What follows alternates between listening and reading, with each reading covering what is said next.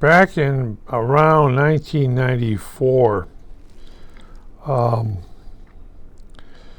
there was a big debate, how could they make a computer that could accept something bigger than a 500 megabyte hard drive.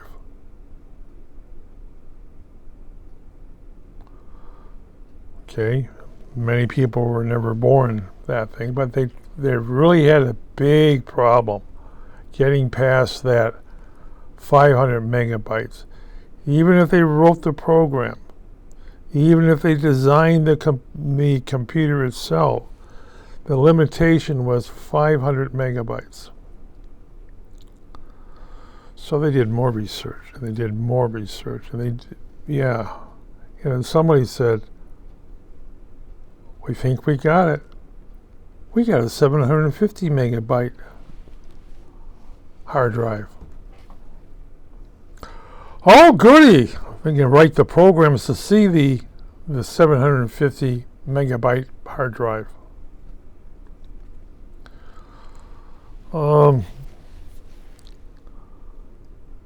Then they started getting harder to make hard drives. They went for 1 gigabyte hard drive. That's almost impossible, they said. But they conquered that thing. When they break it, they started breaking stuff. And just think about it. Think about the CD or the floppy drive. Windows 95 caved in 13, at least for me, 13 compact floppy drives. Windows 95, when it boosted up, some extra features were added to it. They put it on a CD, but CD was only a 750 megabytes.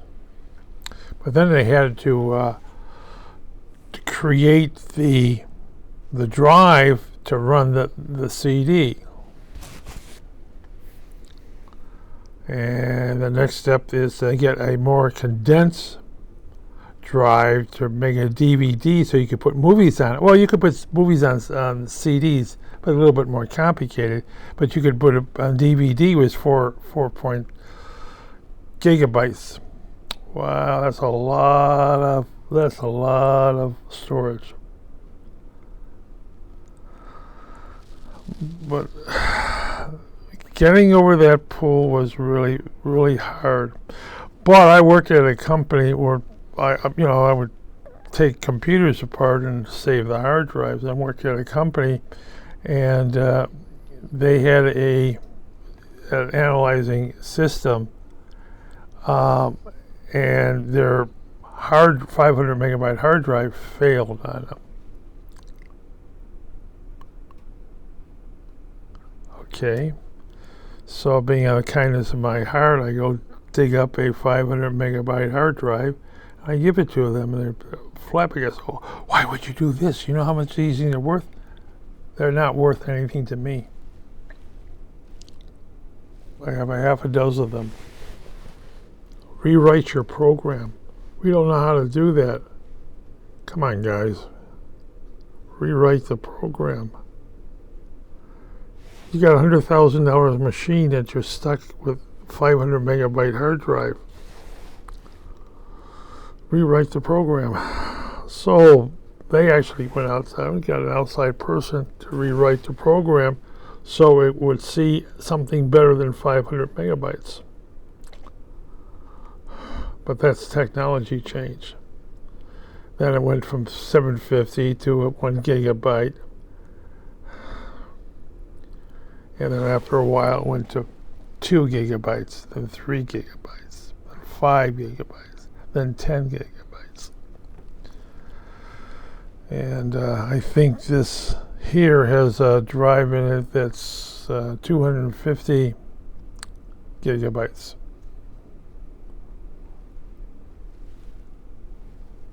And I think it could be solid state. I have to open it to find out. But then, this is it. This technology. Yeah, that's rough. And the computers, Microsoft writes the program so it could see certain things. Before 95, it was a floppy disk. Okay. Then they wrote a program to see, what was it, 98, to see the CDD drive. And CD drive replaced the floppies. Sure, you want to have a stack of 100 floppies for a program, but things got faster, faster. You needed to increase the RAM, you needed to increase the speed of the processor. You needed to do that so you can see the CD and then the DVD, and the programs have to be written for this. And it got to the point is to make the motherboard, it takes special equipment, and you need special parts. And not the old-fashioned parts, but you need newer parts. And newer parts, you can put it on a chip. That's why you can have a computer the size of this bag here, a computer, and you just add parts to it. You can add your mouse to it, or anything else. There's everything is stored outside of the hard drive or SSD drive. Technology. Our cell phones. The big thing being having the long antenna, just like the walkie-talkie in World War II. Right, down to where everybody can have one. And when you look at movies, you can tell how old the movie is by the cell phone. And now you have a little cell phone here, a little thing. I say, oh yeah, I heard you. That's right. It's like this microphone here is very little, nothing. It goes to a USB drive. It used to have a little plug. Now it goes to a USB drive. The technology in this keyboard is what could not be seen 10 years ago.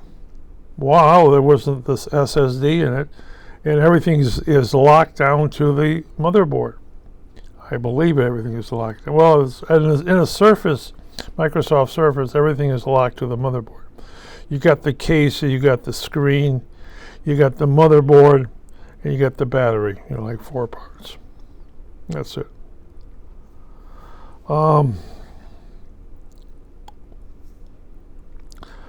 How I see technology.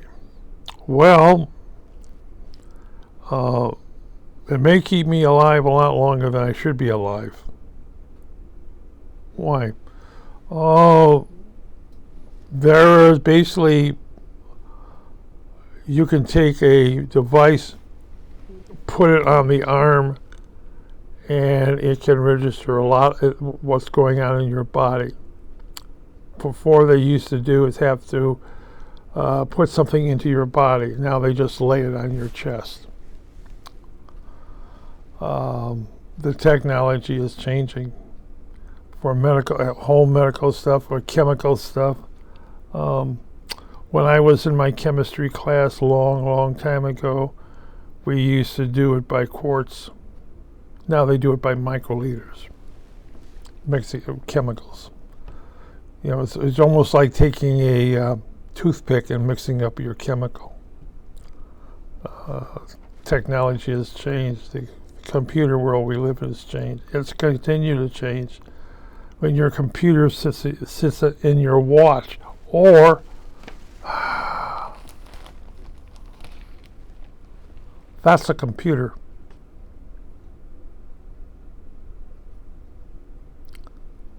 That is a computer. Not only that thing is Wi-Fi. This is 4G, or maybe I think that may be 5G, and they're talking 6G. Yes. Again, their biggest problem is they're talking 6G. The biggest problem is, I guess, some of the mechanics is workable, and they generate heat. Talk about generating heat. I saw a workstation, and it takes 280 was a 180 power source transformer. You plug it in for electricity. That is a lot of power. Oh, but we're running 32 gigabytes of RAM. That is a lot of power. But we can go up to 128 gigabytes of RAM or 256 gigabytes of RAM. That is a lot of power. And boy, our hard drive is a terabyte. Huh? Yes. And you could buy it for $500. Huh? You're kidding.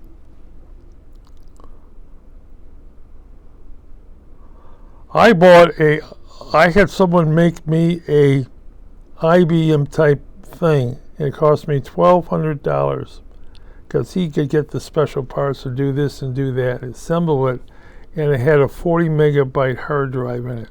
Think of that. It had a 40 megabyte hard drive. It cost $1,200. You know what I can get for $1,200 these days? Oh, this computer I got from whatever on the magazine. What Heartland is it? Yeah, that's how old it is. It has. Why at this time it has a camera sitting in it and a little light in it, and that's important. And I can plug in a microphone. I can only do this on Windows 8. Windows 7, you couldn't do it on it. Vista, you couldn't do it on it. Windows 8, you could do it on it. And this is running Windows 10, and you can do it on Windows 11. And you look at all this stuff, and Bill Gates is still making. They're still making a lot of money. Yeah, you're still paying X number of dollars, but you were paying that same price back in 95 or 98 or ME or 2000. The price hasn't really gone up. Yeah, the price hasn't really gone up considering what you can do with it. And of course, the computers. I mean, you considering that the price is low. These are mass-produced laptops, and the price is low. And the technology here, they would be aghast, back in 95 of what this could do almost 20-some years later, 25 years later, 28 years later. I mean, they would say you're kidding, you're lying, it can't be done. That's true. It's true. I worked in a Ditchino Rainbow 100, and they don't exist. I believe Ditchino went out of business. I think Windows 95 put them out of business. Windows 95 and Microsoft basically put a lot of people out of business. The technology couldn't keep up. And that's it. The old saying, it's a mom and pop business, and they can't keep up. It's like advertising on YouTube. It's a lot cheaper to advertise on YouTube for a specified market. And they can specify a market there, than go in the newspapers or go into magazines or go onto television. The world's changed. Boy, has it changed. We haven't seen anything yet. Wait until it really takes off, I think. Oh well. Goodbye again.